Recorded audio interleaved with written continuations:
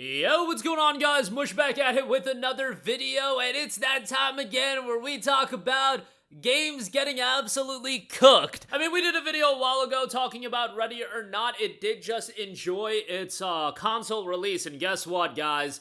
They sold 2 million copies, so, I mean, they're making money hand over fist, so it is what it is. I think some people kind of, and this happens in every form of entertainment, oh, they made a lot of money, so any criticism doesn't matter. Like, at the end of the day, you could still make criticism, and hey, great for console players that they now have the game. However, the censorship with Ready or Not was pretty ridiculous in the sense that it was a game that was already sold. When you're selling a game and then you're going back and you're censoring the game, that is a huge problem, and if you do something like that, you should probably offer refunds. I know, like, people are gonna say, oh my god, that's crazy, it's not that big of a change, but they're altering the game, and it sets a precedent, a really bad precedent, that this could happen in the future. And remember, that's what I always like to look at in terms of how these things can be consequential in the future.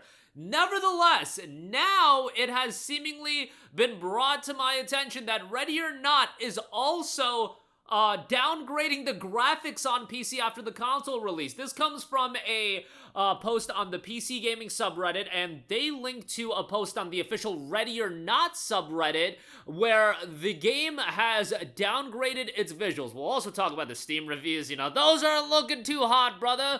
Haven't seen anything about this post. This is the Reddit post, and thought it deserved more. If you look at Ready or Not subreddit, it's very apparent how much worse they have made the game graphically after releasing on console. I'll link a few of them here. A massive effing shame, as the graphics of this game were spectacular once upon a time. The user also notes that they did launch it for themselves and have noticed the game is much smaller in size than before on my SSD, and it does look in fact look much worse. Another user notes, I replayed the whole game after the update, and it's so noticeable. They completely messed up the LODs. Even in the police station on high settings, there's insane and obvious pop-in on everything. It's most noticeable with light-emitting objects like computers and lamps that only turn on when you're within a few feet. It's insane that they're pretending there's nothing wrong. Let's see if they're continuing to pretend that there's nothing wrong. The last post on the Ready or Not community page was on July 15th. That is the, you know, like, community news section. And yeah, this game has just been under fire for a while. It's not really my cup of tea as far as the style of game, but it's a very, very important story to cover, I feel, as far as this is another instance of a game coming out and then being altered. And bear in mind that you could say, hey, Palworld did the same thing when they had to change the game because of the lawsuit. That is the key right there. It is because of a lawsuit. If there's a reason why the alters or the changes are occurring, and it's a good reason, in the case of Palworld and Pocket Pair, I would say being under legal threat from Nintendo is a pretty damn good reason for, you know, it's not the best scenario, it's not what you want, but ultimately I think it's something that people are going to be understanding of. In the case of Ready or Not, it really feels like, first of all, the censorship was done so they could release the game on console and I guess have direct parity with the PC version, and then, you know, who knows, maybe with everything going on right now as far as games getting pulled, but they made the censorships before all that went down. I don't know if they had, like, a heads up. I don't think they did, but nonetheless, the timing is kind of interesting how that just happened. And yeah, the Ready or Not Twitter page really hasn't put anything out in terms of talking about the game as far as the downgrades.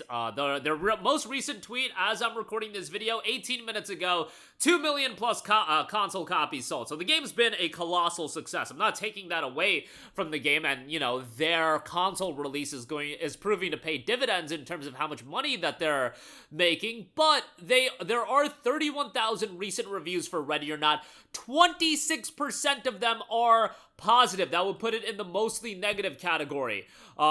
A lot of negative reviews. The best reason to dislike the current gaming industry: I bought a product that I liked. Month later, the devs decided to censor it, and I have to just take it and live with it. Kinda sucks. Downgrade of graphics and censorship will never be okay. You messed up the achievements, bro. All my stages have an S rank, and yet I don't have the achievement. You can't downgrade a PC version for a console release. Bad company. JFC, stop effing with PC players because of console issues. Effing stop it. It's heartbreaking to see what Ready or Not has become after the latest update. The game once stood out for its uncompromising realism and gritty authenticity, but now feels diluted, censored in the name of broader market appeal. Void, you built a reputation on bold principles and creative integrity. This shit feels like a betrayal of those values. It's crazy. You know, I mean, when I look at 2 million console copies sold, that is a significant amount of copies. I just wonder why they couldn't have had the PC version as it was and then release the console version as it was. Like, we've seen games have differences in the past when they have a PC release and a console release. Maybe, you know, having censorship and whatnot would be a little bit different than other game releases on PC versus console, but there are games that come out on Steam, for example. They're PC titles. They'll come out on Steam, and a lot of the NSFW content is pulled from the game for the Steam release. I don't think it would have been that big of a deal to just release the game. Maybe they wanted direct parity across the board and just wanted Ready or Not as this unified experience where it's the exact same thing on all platforms, and if they continued wanting to release future titles on consoles, they would have to, you know, have that reality where they wanted to have that parity. I don't know. I'm drawing a conclusion because guess what? They aren't saying anything as far as a lot of the input on that. But the graphics downgrade, that is a really big problem. Why is that happening?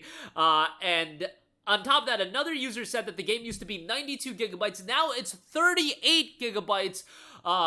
But also, it was noted that it was around 40 gigabytes after it came out of beta. The beta version had a crazy install size. So, whatever the case may be, it's clearly a situation where they did downgrade the visuals on this, whether intentionally, unintentionally.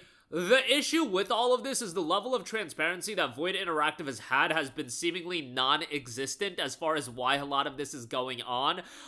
You know, if situations like that happen, it would be nice to have much more clarity. But they did have a post back on July the 2nd where they had clarification on the content changes. And they noted that the version underwent minor changes to support stability and align with policies enforced by global platforms and age rating bodies.